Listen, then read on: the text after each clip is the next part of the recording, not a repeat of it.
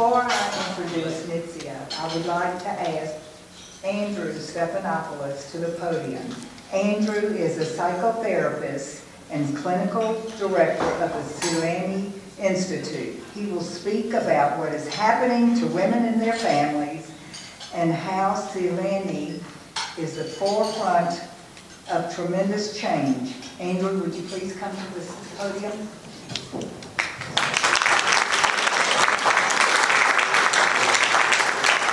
Good morning.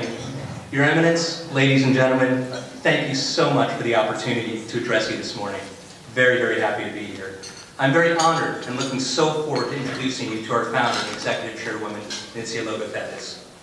She speaks so eloquently about Seleni and the tremendous impact we've been able to effect because of her vision and commitment.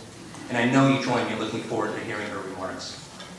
As Paulette mentioned, and as you know, the Seleni Institute is a nonprofit organization that was founded by George and Nitsia Logothetis in 2011 to transform mental health and wellness for women. At Seleni, we provide mental health and wellness support for women and their families at our Upper East Side location, a clinic in the Upper East Side of Manhattan. Online, we provide emotional support for women worldwide through reason and practical insight and information. And through research funding, we encourage knowledge and understanding of reproductive and maternal mental health.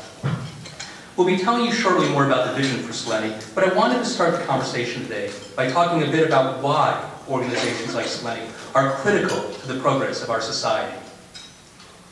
First, I want to talk to you about why there are things that we don't like to talk about, which is really just another way of saying stigma. It's the process of creating us versus them that is really at the core of why places like Seleni need to exist. Sociologist Irving Groffman said, "Stigma is a process by which the reaction of others spoils normal identity." So stigma does two things. First, it spoils the identity of the individual. It changes their own experience. But then, it spoils the public perception of the individual.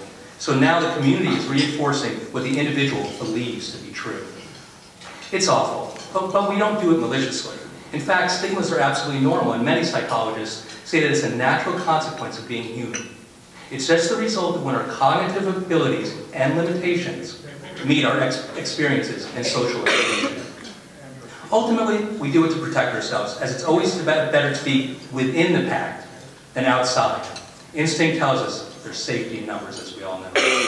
And no one wants to be inside the pack more than women, and more than mothers. And what a pack it is. Start with a family, and move out to well-meaning friends and neighbors, even strangers, and then to professionals and experts, celebrities, and of course, advertisers. We know how the story is supposed to go. A young couple easily has a child. The mother is blissful without end, and the child is happy and healthy and smarter than Einstein. Fall outside, thank you. Fall outside of this pack at any point, and you know the story, it's a failure. We can look to the tragic stories, and we've all seen and heard them, of mothers who harm themselves or their children in horrific ways. And these are awful tragedies and horrible stories, but they really are so rare. But it's the conversation that follows these tragedies that so clearly demonstrates a stigma and a need. After such an event, the pack says, what a terrible story. Only a horrific mother would do such a horrible thing to herself or to her child. And because our social information is lacking, we say, she must have just been depressed, or wonder aloud about the slippery slope. But all the other mothers, especially the ones who are anxious or sad or lonely, and really that is most everyone, say to themselves, could this ever happen to me? Or worse yet, what if other people think I could do that to myself or my child? And the result of this, many mothers don't seek help for fear of being shunned. They isolate, they keep their fears to themselves, and millions suffer in silence. But this is something we can overcome, and we even have a model. We all remember breast cancer. All the shame, all the whispers, all the keeping in silence about it. And then came Susan Komen's diagnosis, and her sister Nancy Brinker's vision and determination. And today, we talk about breast cancer patients not as victims, but as warriors, as survivors. The universality of the pink ribbon is proof of the normalization of those with this disease. The other became us again. And because of this shift, we're saving lives. Letting the world know you have cancer and need to help is no longer a weakness, but most importantly, it's a strength to be celebrated. So what do we do at Seleni? We're charting a course for how to care for women and mothers so that rather than feeling different and ashamed, they feel normal and supported.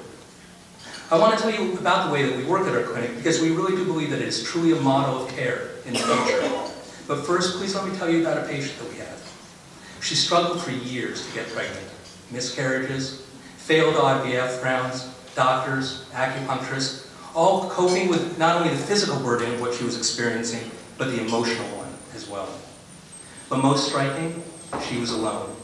Not in the sense that she didn't have family, that she didn't have friends, but that she didn't feel she had an ally, that she had somebody that she could really share her experiences with and express what was going on with her. She came to Seleni and simply put, she felt supported. At Seleni, we have expert therapists who know all about the path of IVF and the pain of infertility.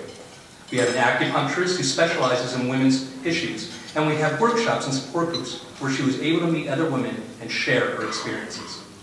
And you know what? She got pregnant. Now, of course, we can't take credit for her getting pregnant, but we were there for her when she was feeling at her lowest.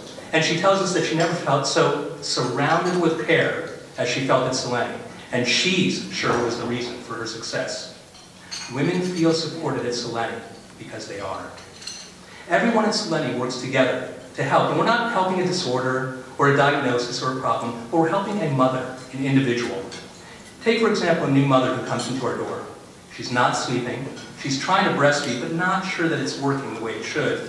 She's on maternity leave, but only for 3 months, and her parents and family, they all live in a different city or out of state.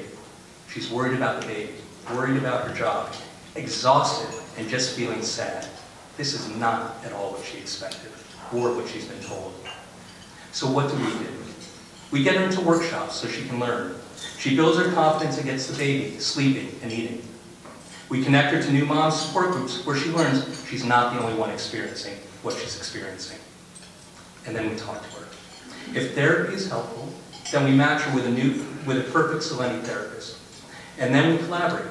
All of our clinicians meet daily to discuss our clients' needs and progress. We support our staff so they can support our patients.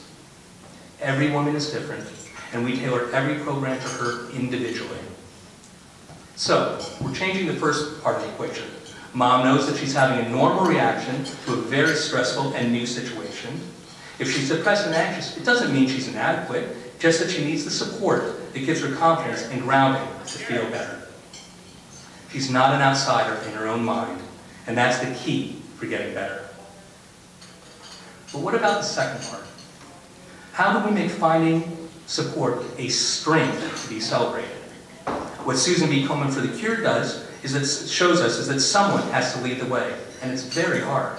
Starting a conversation about stigma, instantly stigmatizing to everyone involved.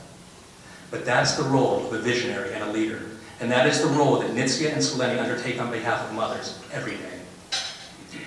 Today, the role of mothers and fathers is tremendously complicated, and there are tremendous expectations placed on children in child rearing.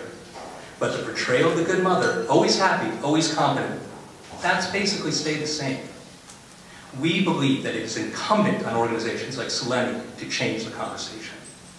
So we advocate online, from Nitsia's Huffington Post blog to articles and information on our website to our active social media pages. We're out in the community, teaching doctors and nurses about screening for depression and anxiety, how to talk to women to ask how they're doing emotionally, and when they get the answer back that it's not so great, how to find resources to help that mother. And we're saying that it's okay to be as proactive and responsible for women's mental health and well-being as we are for women's physical health and well-being. So that someday soon, screening for depression or anxiety is as accepted as mammograms, and that women who get the help are seen as heroes.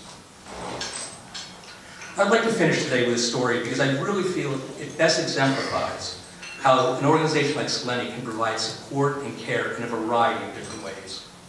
I also believe that it stresses the importance of how early intervention and screening are able to help a mother, parents, and families reduce overwhelm, confusion, and fear in order to make clear and informed decisions about the health of their family. One of our first clients was a couple that had recently learned they were pregnant. They were a little older than most first-time parents, about 44 and 47 years old, and they had not planned on having a child. They were happy, but also very confused and a little scared about being pregnant. Due to the mother's age, the doctor offered special prenatal tests that are particularly applicable for older moms. These tests are there to help determine the risk of having a baby with a birth defect. After being tested by a genetic specialist at the 17th week of the pregnancy, the couple was given very difficult and shocking news. The baby had a chromosomal disorder. This news was also met with a very important decision. They needed to decide in a relatively short amount of time if they would keep the baby. In New York State, the law bans abortion when the fetus is deemed viable outside the womb, which is generally in the range of 24 to 26 weeks.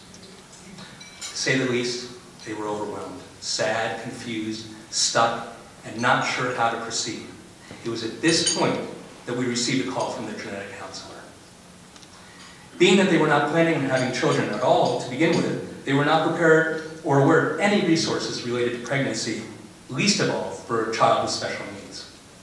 But they are caring and loving people who wanted to gain insight and understanding before making decisions that they knew they could have conflicted feelings about or regret.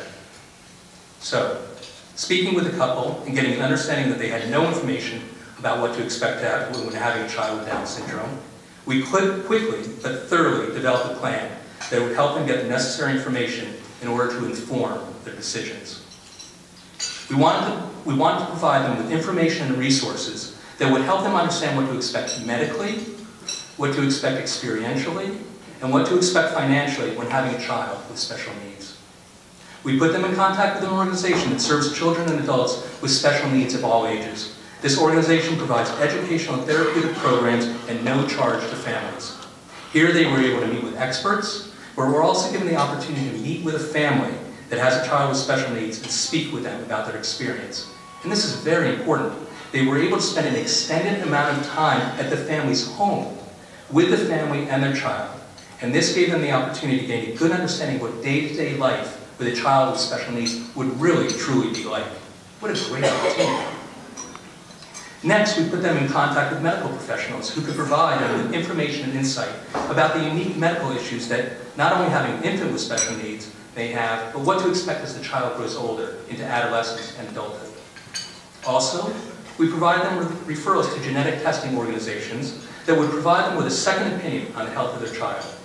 This gave them the added reassurance that they had all the information they needed to make such an important decision. And finally, in order to make an informed decision, we encourage them to meet with a therapist at Seleni to help process their feelings,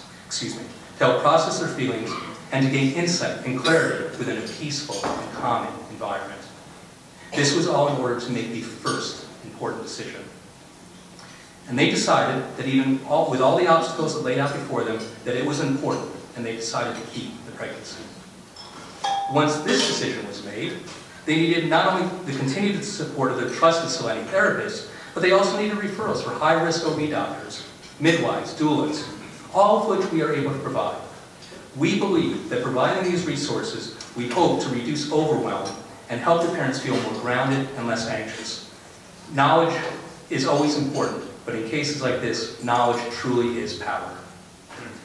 At this point, they now had a new decision to make, that keep the child and raise by themselves, or place the child up for an adoption that would be better prepared and suited to deal with a child with special needs. After continuing to meet with their Seleni therapist in order to process their feelings and gain insight about their decision, they visited various families who would adopt their child, and found 2 families that they trusted and felt very, very secure about. But then, after continuing to process their feelings with a skilled therapist, having a better understanding of what laid ahead of them, and knowing they had positive options, as a couple, they made the decision to keep and raise their child. And now, after several intense months and having made many decisions about their child and the future, a beautiful and wonderful baby has been born. And now they continue to visit Seleni for parenting workshops, sleep coaching, breastfeeding clinics, stress-reducing treatments like acupuncture and massage, and continue to work with a trusted therapist to help them adjust to life with a newborn, and how best to be in a productive partnership to love and honor their child and each other. It is really stories like this that make me so proud to be part of Seleni and what Nitsia Logothetis has created. I can tell you that almost every day since I started at Seleni, that when speaking with a new mother or a peer, somebody in an organization like this has never existed. And it's true. It is that vision and that determination to find a need and to fill it in order to help other people that makes me so proud to be part of Seleni. Thank you so very, very much for your time on this Saturday morning. And now, to share with you her vision and inspiration for Seleni, I am very, very proud to introduce Nitsia Logothetis, Seleni's founder and executive chairwoman.